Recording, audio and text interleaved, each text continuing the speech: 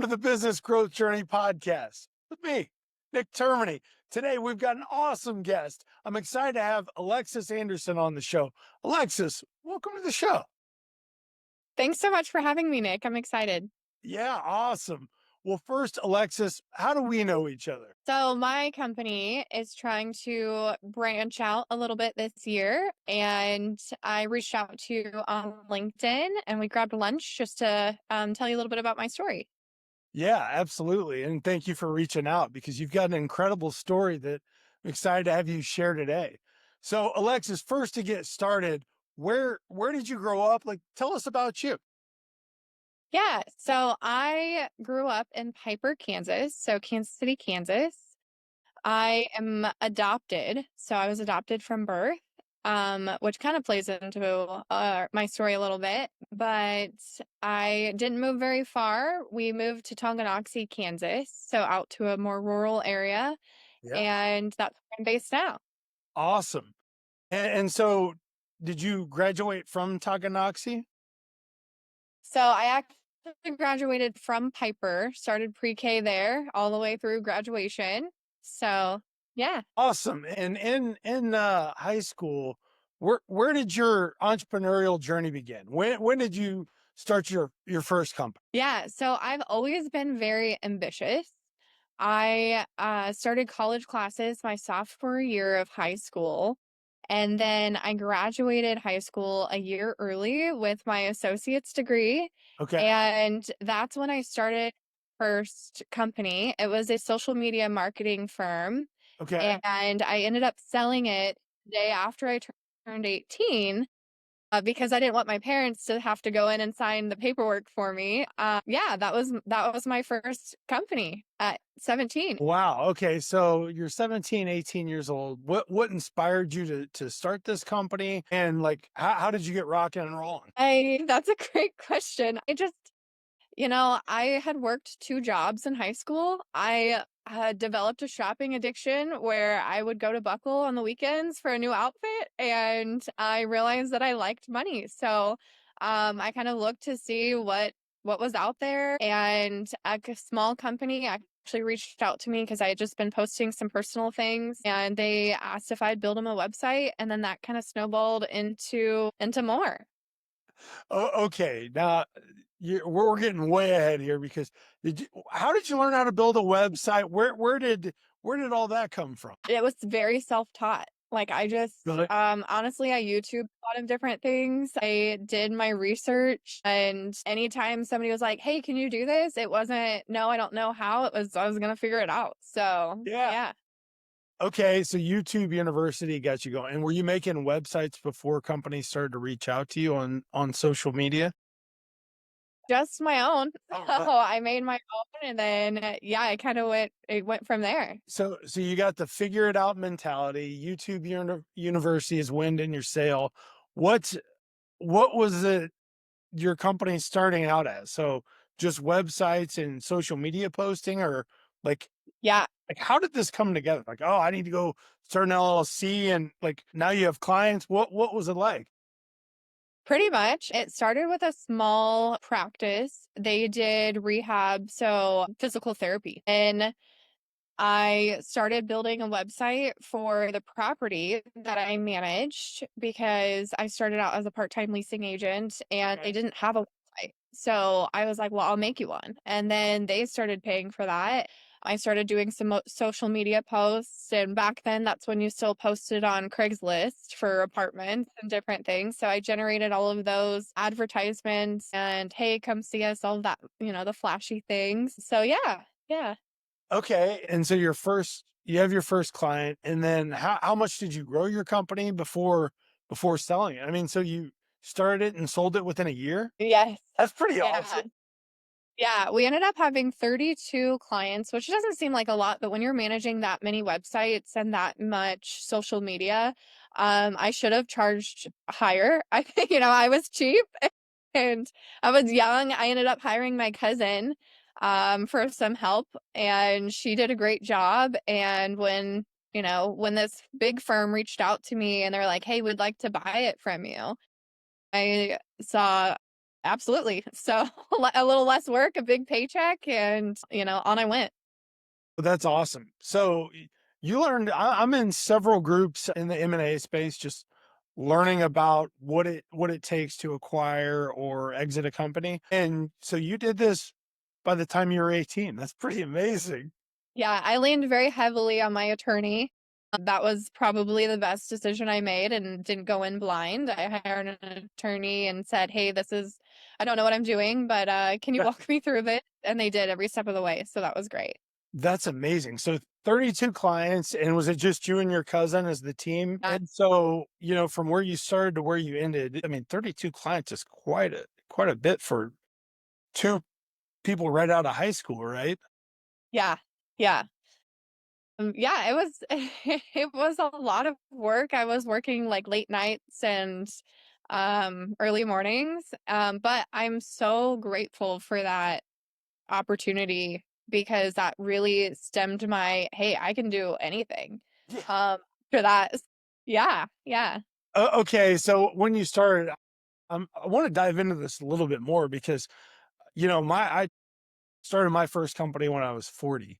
And whether you're 18 or 40, the steps you've got to take along the way and how you have to build your team and the things you have to learn are the same. I mean, in a lot of ways, right? And so, how did you build out your team aside from your cousin? Then you had your attorney. Like what was else part of your extended team, and how did you build up your network to get 32 clients? So honestly, it was a lot of, for me, anytime you start a company, the marketing is the first thing. You want to make sure that people are actually interested in what you're offering, Yes. because if it's not, you're not going to make any money. Yeah. And so I just started putting ads out on Facebook. Facebook was a really big one. So we just started saying, hey, let us build your website. Um, in the beginning, we offered free setup for a website, and then that would kind of drive them in. And then we would say, hey, while you're here, let's do your social media plan. Let's start making your content. Let's do it this way. And so, yeah, that's kind of how we started driving. And then I think it was website number 12 that we set up that we started charging for website design at Oh, that point. wow. So at that point, you had the confidence level to like, okay, we know what we're doing. We should probably quit giving this away. Yes, yeah. Still fairly cheaply because we wanted to get them in the door. That repetitive income month to month on the social media post was really what was paying us. So, yeah. Yeah. And you I had started the mentioned, company for like $1,000, so on a credit card. So, yeah. oh man. And so what was your mindset like at the time? Like you mentioned, if we can do this, it really broadens your horizons and kind of opens your brain up to what's possible. But in the beginning, what was your mindset like? Drive, was it just curiosity, like this company reached out, there's gotta be more? Or what, well, like what were you doing? Yeah, pretty much. It was, hey, there's a need. And then I put out different ads to see how much of a need there really was. And people just kept reaching out. We had a couple smaller, like clothing stores that just weren't online at all. Yeah. And so that one was always a lot of fun because we would get to take pictures of all their clothes. But yeah, Oh, okay, so that's part of the content creation. So you would do the photography too? yes, And yeah. would you My create cousin, videos? we would do videos. My cousin actually she became a photographer and she's incredible. So Okay. from that, yeah, yeah. Okay. And what would you say your biggest lessons learned from your first company were? Oh, set up your processes because if you don't have that from the get-go, and you don't have an SOP and you feel like you're starting over every single time, it becomes challenging. And so I've been able to apply that in the future businesses. But yeah, set Yeah. up those processes from the start. And what while you'd mentioned being a property manager at that time too. Did you continue to work as a property manager while you had your marketing company up and rolling? I did. I did. So I started as a part-time leasing agent while I was also going through nursing school. And then I graduated and passed my NCLEX, decided I did not want to be a nurse. Hats off to every single nurse out there and just kind of stayed in the property management lane. So yeah, yeah. Okay. I mean, I think a lot of people go through that where, you go into school with some kind of specialized degree or even a degree, and it's what do I want to be when I grow up? What do I want to be? And Yeah. then in the journey, you realize, I don't know about this, right? Like, or something else ignites and is something you want to pursue that gives you, more passion or whatever the reason, right? Yes. No, I agree. I transitioned from that and got my bachelor's in business administration, business healthcare administration, because it Yeah. was still kind of in the healthcare side of it. Yep. And then after that, I said, no, I don't want to do anything with healthcare, and just wanted to stick with the business. Yeah, Yeah. And then from there you went and got your MBA at Park. I did online. I was a single mom at the time. Okay. Had my son at 20. So did that online while I was working a couple jobs and yeah, yeah. Okay, so you had your son at the age of 20, and at this point you have already sold your first company, right? But you're going Yeah. through getting your MBA, and then what jobs you were, because that's already a full plate. Yeah. So from the leasing agent, I became a full-time leasing agent after nursing school. And then I was promoted to assistant manager, property manager, and then eventually regional manager. Awesome. Uh, so yeah, I actually, even after I graduated with my MBA, I left it off of my resume after a few interviews because they kept telling me I was overqualified for the role for a regional manager. So yeah, yeah, that was a fun That's time. silly because I always thought you want to hire people that are overqualified. Sometimes I think the same, but I got rejected quite a bit. And the feedback was, oh, we just feel like you're overqualified and you're going to go to something else. And I'm like, okay. So I ended up leaving it off for a Oh, few interviews. fascinating. Okay, and I guess a quick question, so what drove you to get into like leasing, property management, and just the real estate part? Yeah. Honestly, it was by luck. So I needed a job. I needed a part-time job because I was going through nursing school. Yeah. And I think it was honestly, I think it was on Craigslist. They posted like a job fair, like an open house job fair where you just brought your resume in and you sat down with the property manager right there. They hired on the spot. So I said, okay, like if I can get hired today, that's what I want to do. That's why I want to try it. And at the time I was like, oh, that sounds fun. You can show apartments and, do all of that fun stuff. Little did I know. Yeah, yeah. So, okay, and where were you at with your first opportunity in real estate? Was it in Tonganoxie? So it actually was not. It's and we have a couple small real estate properties, a long-term rental and a short-term rental in Florida. So, yeah. Yeah, I partnered with a friend of mine, and we own those. So that Yeah. started in 2017. Okay. Okay, wow. And how did you learn how to is it the same managing something next door as it is 8 states away? No, that's a little bit trickier. Having good people that you can rely on locally is huge. So a good maintenance person, our maintenance person actually is kind of like a property manager. So they would do our showings for us and do the maintenance, go knock on the door if they weren't paying, all of those types of things. And Okay. then the short-term rental, we ended up hiring a property manager for because I started my property management company. So I wanted to be able to Yeah. focus on this, and while that just made money.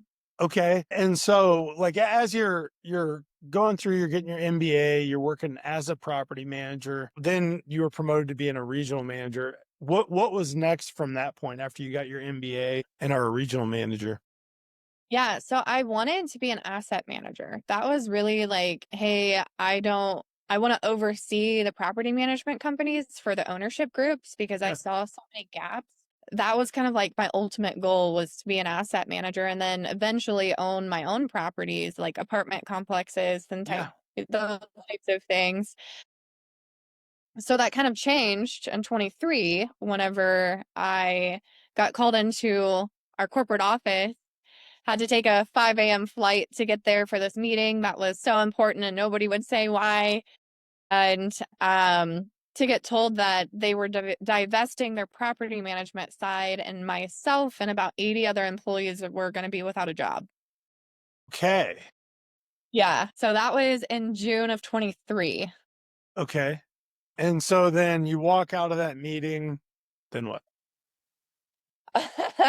I went to the bar and I had a couple drinks and I kind of, I called my husband, I called my mom, I called a couple friends, and I said, I think I'm going to start my own property management company. And some of the feedback was, man, I think that's great. And someone, actually my mom was like, why? Like, just get another job. So she said, why would you want to take that risk? You're going to put yourself in debt and I have to take care of all of these employees. That sounds like a headache, which is hilarious because she works for me now. But yeah, so I had 3 weeks really to put together an entire company, a plan, a proposal.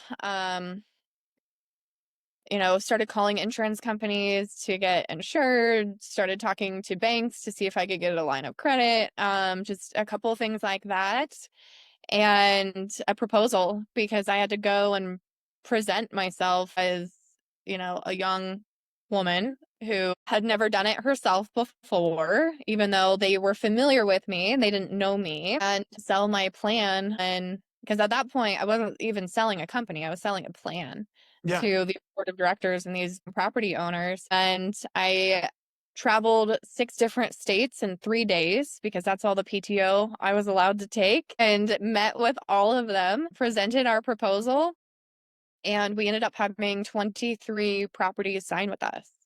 And then we took over October 1st of 23. Okay. So that's quite a change in the winds. Yeah, it was a lot. It was like, I kind of look back now and like don't remember it because I think I was just running on lack of sleep. Um, Putting my business plan together, I think I ended up closing my laptop at 5 a.m. and then waking up at 8. So yeah. And how old is your son at this time? Oh, let's see. He was 7. 7. Okay, so you're getting like normal people sleep. For the most part. Yeah, for the most Like in theory, if it were an option. Okay, cool. And so as you look back at say you tie in what you learned in starting your own marketing company, building it up and selling it.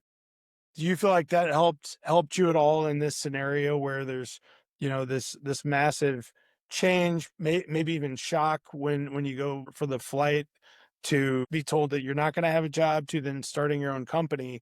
Do you feel like what your experience had been with your marketing company helped your mindset? mindset for sure, because I still had that I can do anything mentality. And there were so many differences between the marketing company and Anderson Asset Property Group. Yep. Mostly because I mean my cousin was 1099 and I paid her through Venmo. This and taking on 80 employees in not a lot of time was a huge adjustment, and learning the laws of having employees and everything that you had to abide by. Yeah. Probably our biggest, like, oh wow, this is different. Yeah. Yeah. Okay. And so what was it like? You put together your presentation, you signed 23 different clients. Then what? Now it's like, okay, now we got to do this. How Yeah. do you get Yeah. everybody lined up and start to march to your plan? So when I did the proposal for the clients, I also did a proposal for the staff because they could choose not to, hey, I don't want to on board with this new company. Everywhere from putting that together, and I say we, but because I wasn't paying anybody until October 1st because we didn't make a dollar until October 1st. Yeah. I had to onboard, do all of the onboarding within like a couple days before our takeover date. We had to upload all of the member information, so like our resident information, into our new property management software. I had to have many different meetings with different property management softwares to see what would work best. Um, and then obviously there's always hiccups when you're onboarding that many people and that many things and all of that data entry. And some of the emails were like from a different property. So I had to test all of that before we opened up. I hired a good friend of mine's husband to do our IT stuff because we're converting emails over. We wanted to make sure all of our documents were saved and there. So yeah, it was a huge undertaking from, I guess, really August 1st through October 1st. Well, I mean, the software part, when you brought that up, that makes anybody's eye twitch. That's had to choose a software, go through and vetting it, choosing, then making a selection. And then it's like, okay, now the data entry or conversion and building your systems in within it. I mean, that in itself is a massive job. Yeah. Yeah. And I was still working for my old company because I wanted to make sure that relationship was still good there and with the members that we were getting ready to take over. So I was working a full-time job and working a full-time job at night, Yeah. getting this set up. So yeah, bless my husband and my son's hearts for being so patient with me during that time. Yeah, I can imagine. And I mean that's a good point too. Support, having support in starting your own company because there's a lot of wild moments and mindset and staying focused and having people to keep giving you a little pat on the back and keep you going is a lot. Yeah, yeah, and he had started his own trucking company like a year before, so he would travel all the time. So it Eh, was still like, "Hey, you have to go to work because we need money. But like I also need you here to help me take care of the kid." So yeah, that was a rough few months, but we got through and we've been Yeah, good. that's a Good. heavy lift for sure. Okay, so as you're looking at onboarding all of these team members, how did you sell them on the vision and working with you in this new company you were forming? So I talked about what I would want to hear as an employee. So what's a PTO look like? What do the holidays look like? What does this look like? Which I've always had an idea of what I wanted to see as an employee too. So that was nice. But also just really developing our mission and vision and our values and talking to them about those and like what it looks like working for this company. And so, we honored like their tenure essentially. So the time that they had spent at the property and they were able to accrue a higher PTO rate because of that, which was, I think, a big selling point for some of them. But yeah, no, a big part of, and I say this to my team all the time, like I would not have a company without them. Yeah. So, yeah, they've been a huge advocate for this too. Awesome. And it sounds like, as you sold them on the things that, you would want as an employee, did you start to kind of feel a little wind in the sail as people would start to buy in and like, "Oh, man, here we go. This is gonna work, right?" Yeah, yeah. I had Well, none of I say no, a lot of our team didn't know that I had started my own company until I like reached out to them. Yeah. And so I have a regional now who was a community manager. And I remember that phone call that I got from her because she was just in tears. She was crying. She said, I don't want to work for another company. Nobody really knows how co-ops work. Nobody knows my building. Nobody knows my members. Like starting over this whole thing without knowing anybody is exhausting.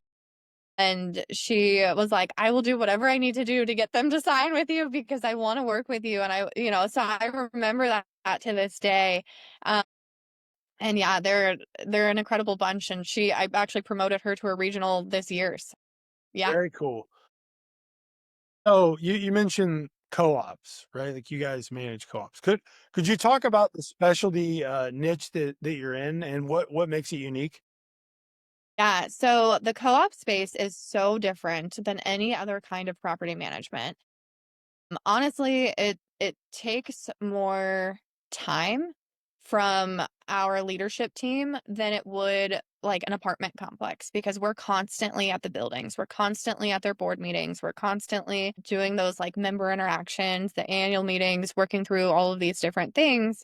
And so for those that don't know what a co-op is or cooperative, feel free to come to some of our what is a cooperative seminars, but it really you're purchasing into a corporation, is what I like to say. So instead of buying like a unit in a condo, you're purchasing a share of the building, and then the monthly dues collected by everyone that buys in covers all of the operating costs for the corporation or the cooperative. And then you're governed by the members that live there. So every member or every share gets a vote in who they want their 5 board of directors to be. And those 5 board of directors that live there make all of the governing decisions for the co-op. And then we handle all of the day-to-day operations, and we help guide them through some of the governing things as well. Okay, so you're talking about managing the governing guidelines and the letter of the law, but in what you're saying, what I'm hearing is managing people and personalities and trying to bring people together towards the same thing. What is that like? And how is it that you're able to manage people? Like when you were talking about this all ties together, right? Like your team member that wanted to come and work with you and didn't want to go to another company and meet all new people and all that. So she wanted to help sell what your company could do, and then working with board members and things like that. Like you're learning, how have you learned how to learn about yourself, but also to be able to manage all these different personalities and keep everybody going the same direction, because that's that's a whole lot of work. Yeah, yes, it is. Yes, it is. I am really big on our team doing personality tests.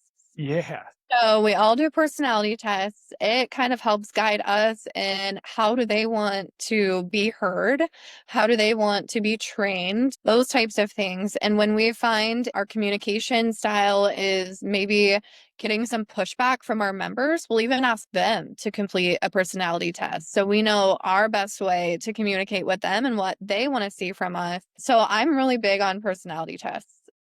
Okay, wait. Hold on. So I've been in commercial real estate brokerage and worked with several different property managers.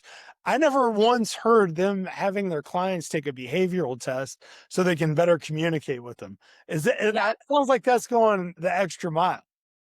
Yeah, we're a full service property management company. We want them to be happy. So if that means shifting the way that we're communicating, in the long run, it really benefits us, because if what we're saying is perceived differently than what we mean it to be perceived, Yep. it really is about the way that what we're saying is being perceived. So if we can communicate that in a different way and still get to the same goal, then that's what we want.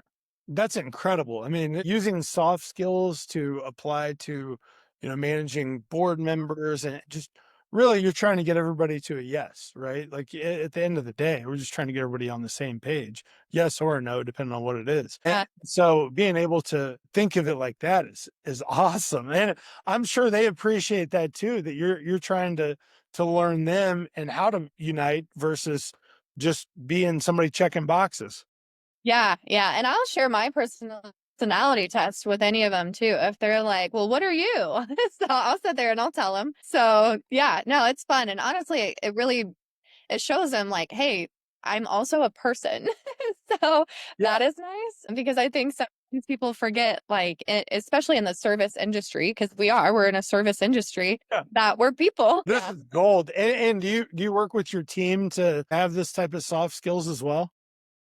absolutely. Yeah. Man, talk about a differentiator there. When you're able to build people like that, I mean that's an added bonus on reasons to work with you. That's pretty cool. Yeah, yeah. No, it's been very beneficial, because we have the same goal. It's just getting to that same goal. So, yeah. Yeah. And so when you look back, like this is some high level property management and co-op management. Again, I don't think is a standard operating procedure at most other groups. So when you look back, how has getting your MBA helped shaped how you lead your team, how you manage your organization and build? Yeah, so have a different standpoint on that. The different things that I learned through getting my degree was great, but what I learned on the job and what I've learned through listening to honestly podcasts and reading books, I feel have been able to help me even more than that one leadership class I took. Yeah, I continue to do education. Our team, we're really big on education. I pay every month. If we have an employee that wants a new book, I will pay for it for them because I'm huge and just growing personally, even personally. We do one-on-one meetings with our team. We talk about their personal growth and their personal goals and their professional goals and their financial goals and how we can help them get there because we have a lot of incredible people on our team and in our leadership positions that have been through a lot. And so, if any of our guidance and mentorship that can even help them in their personal life, when they succeed there, they're going to succeed at work. And when we succeed at work, we all financially succeed. So, it's all around a benefit for everyone. That's all, because you're right, it's all connected. It's all connected. Yeah. Yeah. And so, since you've started the Anderson Asset Property Group, and you also mentioned, several minutes ago, asset group versus property management. Could you talk a little bit about the distinction there? Yeah. So, like we're a full service property management company. That's kind of why I went with the asset because part of our duties isn't just to collect the rent, make sure occupancy is low or high. We want to make sure that your asset, your physical asset is prospering as well. Because, one day if you decide to sell that or if you try, you decide to do an increase or something like that, we want to make sure that you are getting the most money out of your asset too. Our property inspections are very elaborate. We work with a lot of HUD insured cooperatives, and so we are very strict on our guidelines for like our REAC inspections. And I'm not sure how familiar you are with like REAC inspections and the scoring of them, but our lowest score was a 9A, our highest score was a 1A, which is the highest you can get and almost unheard of in the property management world. So, Wow. Oh, okay. And yeah, could you break it down and talk to me like I'm a first grader? What does that mean? yeah. So, when you're doing a REAC inspection, they're coming to the building, they're evaluating the physical structure, They is who? HUD. So Okay. typically, a contractor that HUD hires on their behalf to come do this inspection, but they will come and they will do a full evaluation of your building.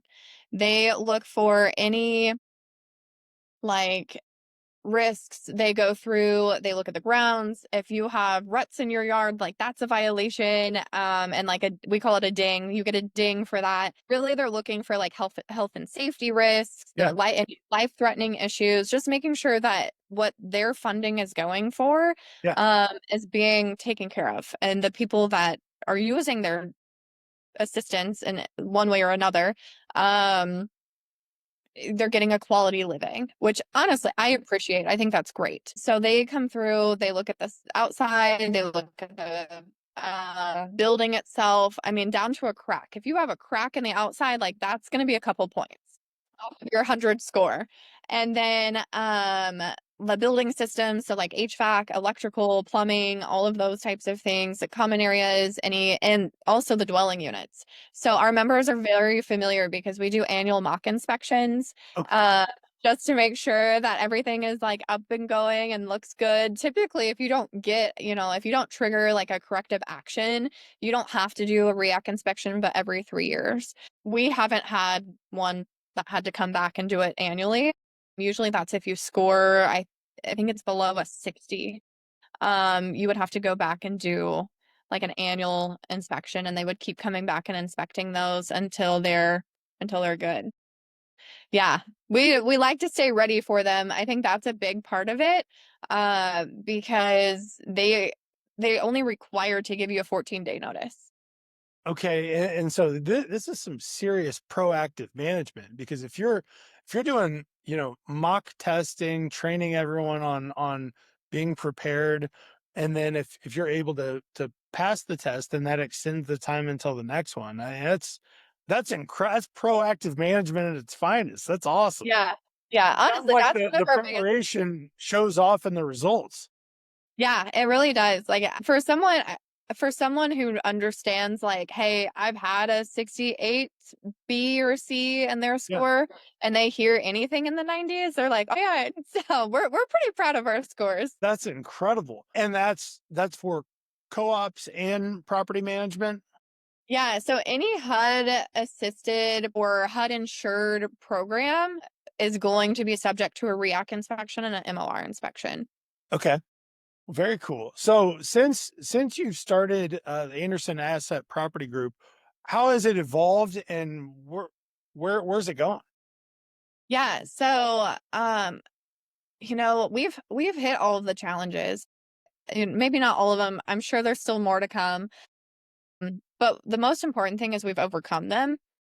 So last year, of course, my husband and I had been trying to have a baby for 4 years.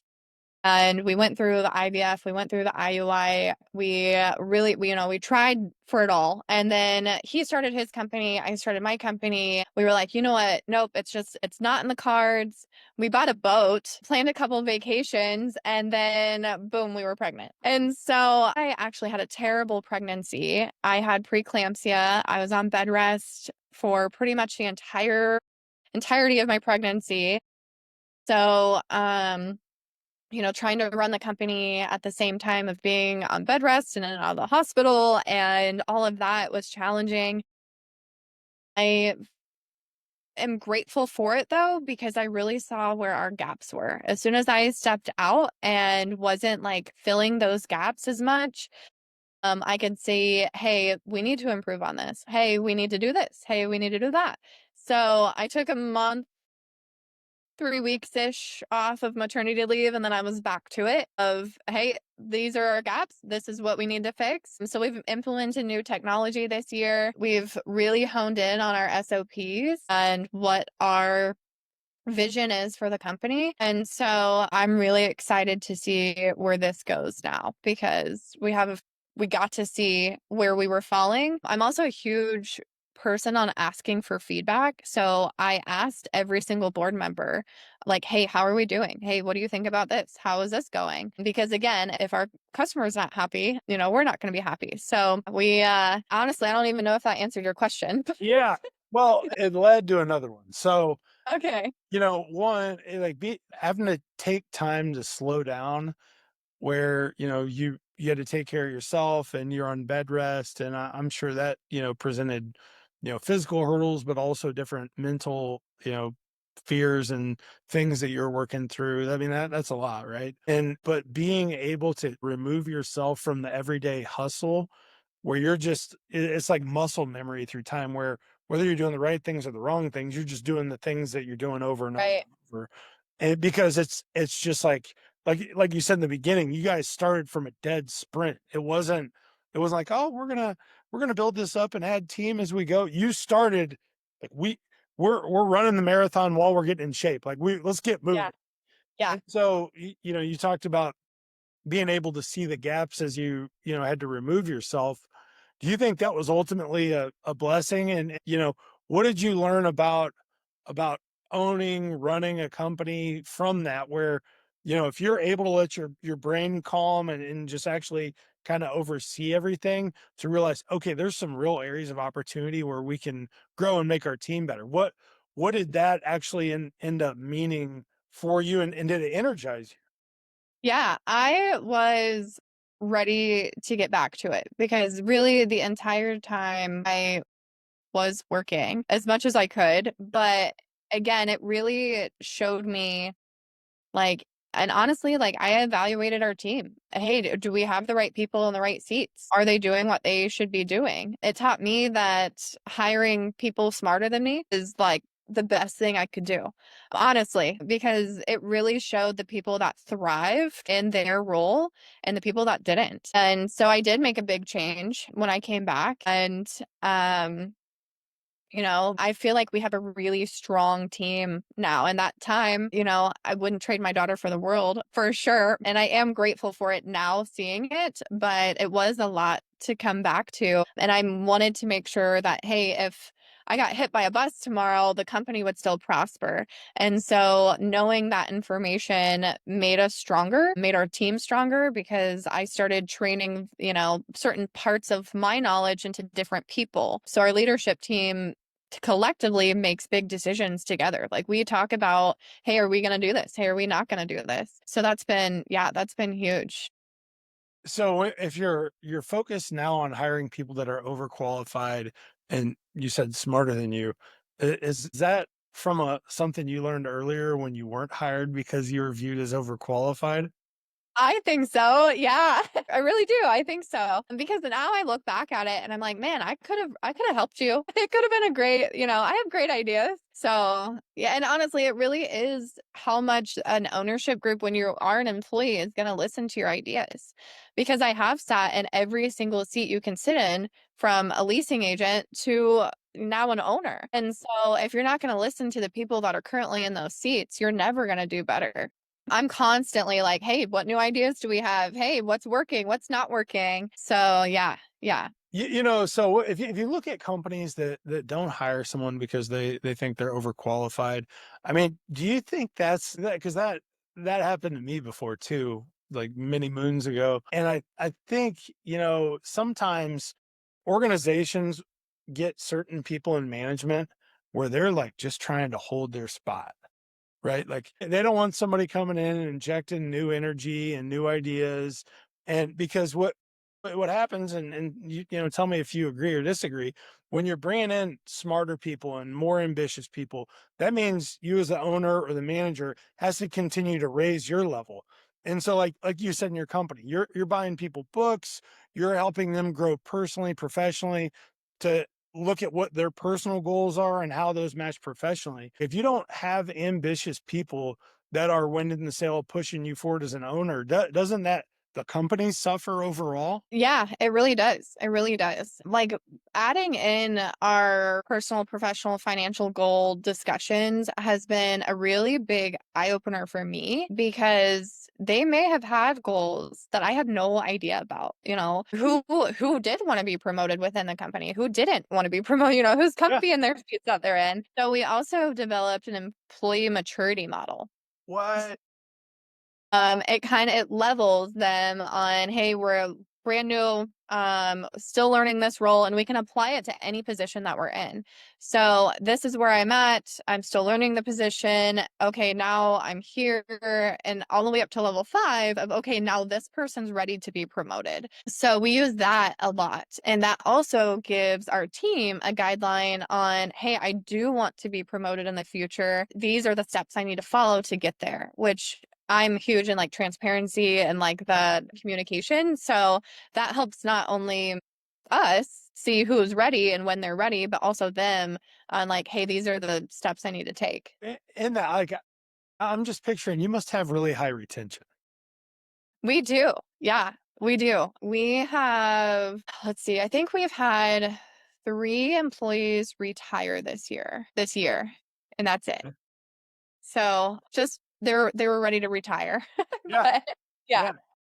Okay. And so, how have you continued to grow as a leader? Like you've, you know, covered a lot of ground on, from starting your first company, selling it, starting your current company, building a team, building, maturity models for them to grow within the company, which is really cool. How do you continue to challenge yourself and push ahead to grow as a leader and owner of the company?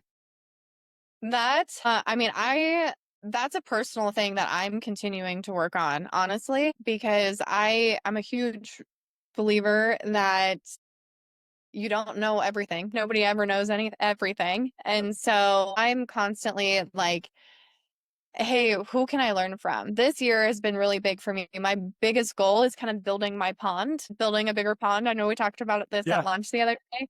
Yeah. I kind of felt like I was swimming with some, smaller fish, and that's not necessarily like financially or business owned. It's just like mindset wise. So putting myself in places like, different real estate meetups and different conversations or lunches or whatever it may Yeah. be, and just kind of building that network so that I can learn from other people and maybe I can help some on the way.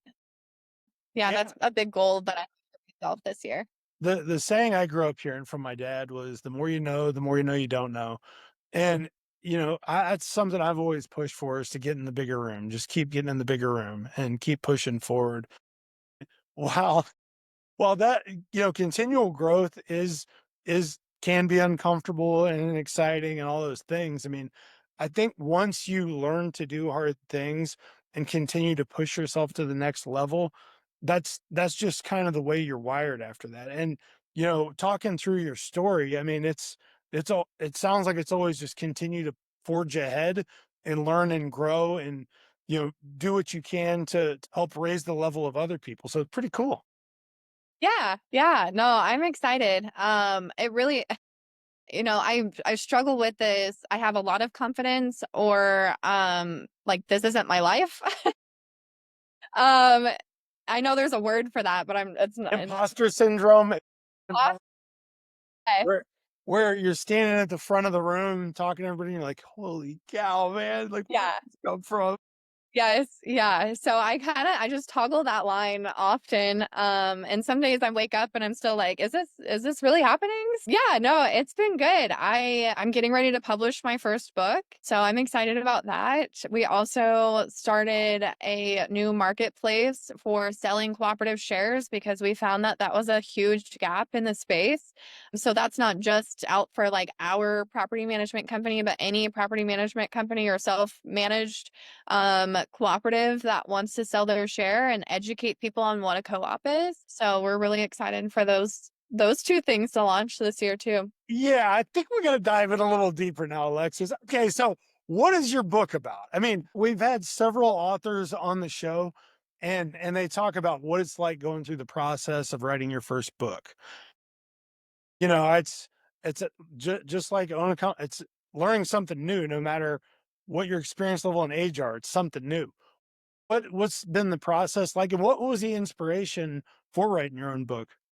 Yeah, so I rewrote it probably 6 different times, before I let anybody read it, and then Oh, yeah. after I had a couple people read it, I rewrote it again. But my book is about empowering women to start their own business because the amount of women business owners is so sparse that I wanna, kinda get out there, like, it's okay to be a mom and want more than just being a mom. It's okay to, be a wife, but also want this. So that's really what it's about. And then just setting up that blueprint of everything that I wish I would have known whenever I started a company, on like how to do it. Like step one, here you go. Step two, here you go.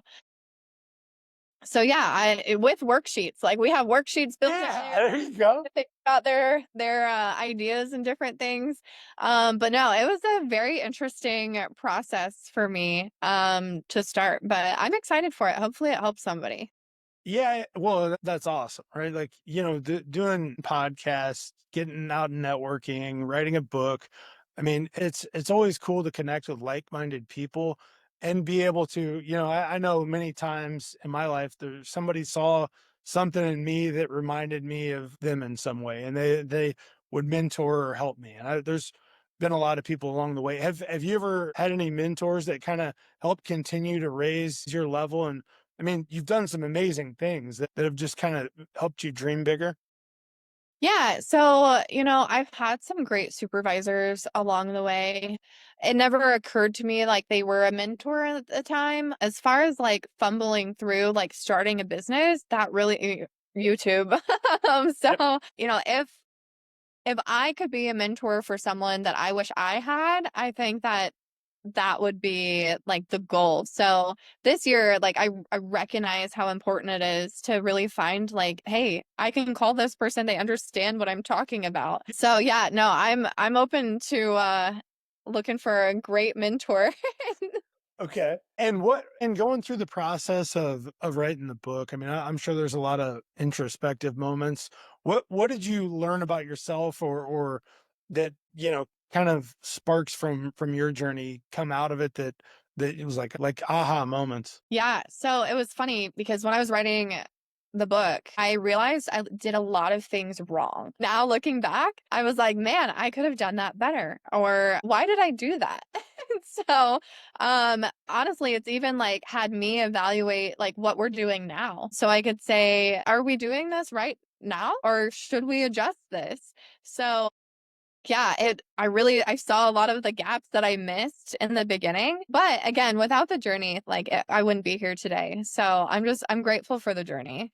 And what's interesting, a lot of times when, like you were on bed rest and had to, you know, try to take time away from work, and that's where you're able to see the gaps. And then in writing your book, you're able to see different opportunities and areas you can accelerate. Isn't it amazing sometimes either when you step away or you work on something else, then it's like yes, like there's different things that ignite to push what you're trying to figure out forward.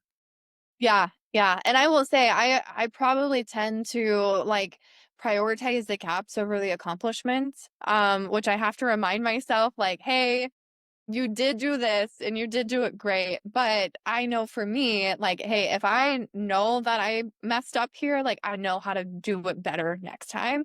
So, yeah, yeah. Okay, what was the saying you just said? Caps over accomplishments?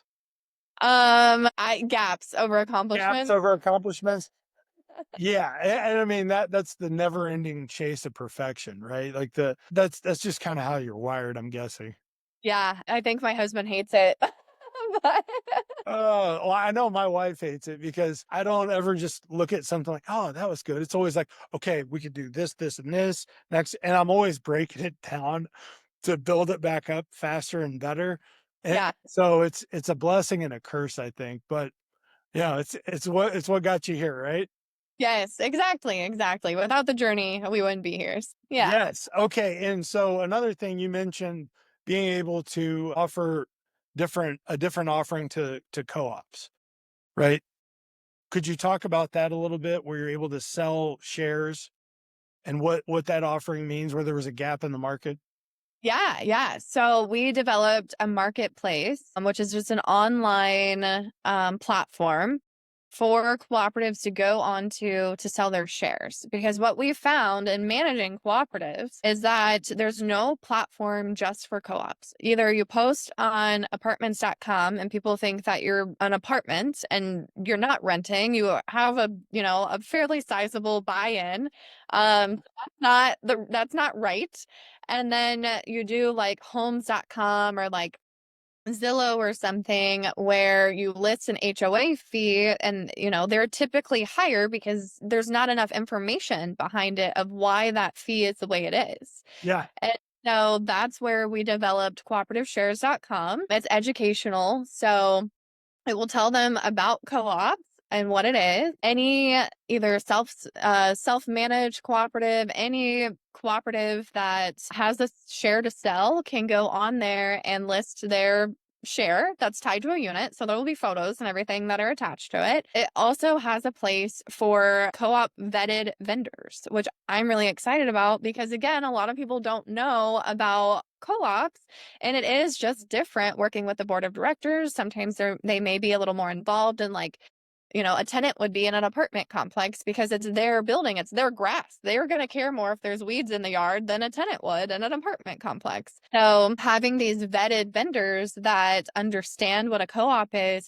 huge. And so being able to promote them on the website and for co-ops to go on there and say, oh man, I like this insurance company. They know exactly how to write our policies because we're a co-op and not an assisted living facility is going to be huge. So we're really excited for this. It comes out in about 9 weeks, is what our development team said. So, Wow, that sounds like that adds tremendous value because if somebody goes in and purchases the co-op unit, right? And yeah, then they are stuck like, I called my insurance person, they gave me this like renter's insurance, and that's not right. so being able to help them streamline the uniqueness of it, but like that's a crazy awesome resource. Yeah, yeah, we're really excited about it. So I'm hoping that, That sounds like uh a market disruptor. I love market disruption. Why is that's incredible. yeah, yeah, no, and I got the idea after evaluating where our gap was. Like, we were struggling with marketing, Yeah. and why were we struggling with marketing? We do the social media marketing on Facebook and those types of things, but there just wasn't a platform for co-ops.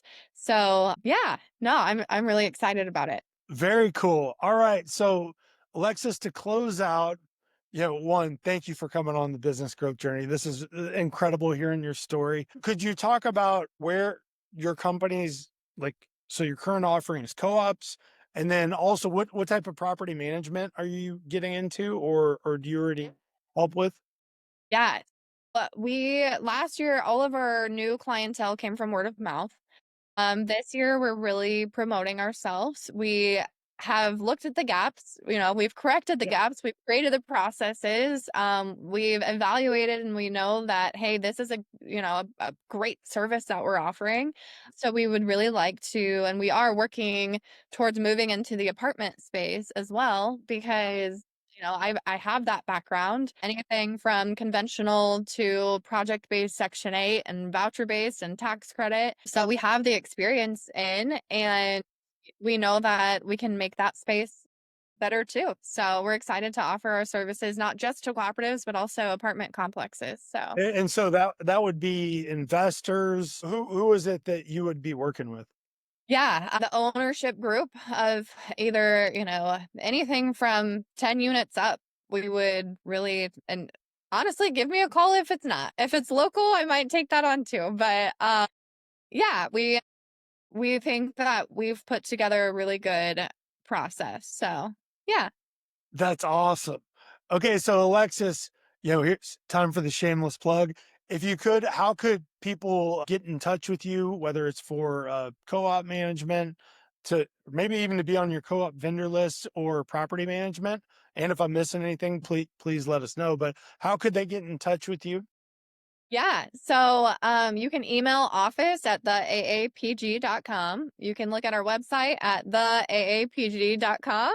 And you can check out the co-ops that we manage at theaapgcooperatives.com. So pretty much anything the AAPG, you got us. So Awesome, awesome. Well, so Alexis, to wrap up, is there any advice you would offer to people that have just started a company, are scaling up, or even looking to exit, since you've had experience in all three? yeah, I would probably offer different advice to each one of those, but honestly, push through the hard days because the reward is there. And when you think about the lives that you're affecting and in such a positive way, even if it's just putting food on somebody's table, push through it because it is worth it. Awesome. Well, Alexis, thank you so much for being on the Business Growth Journey podcast. Thanks, Nick.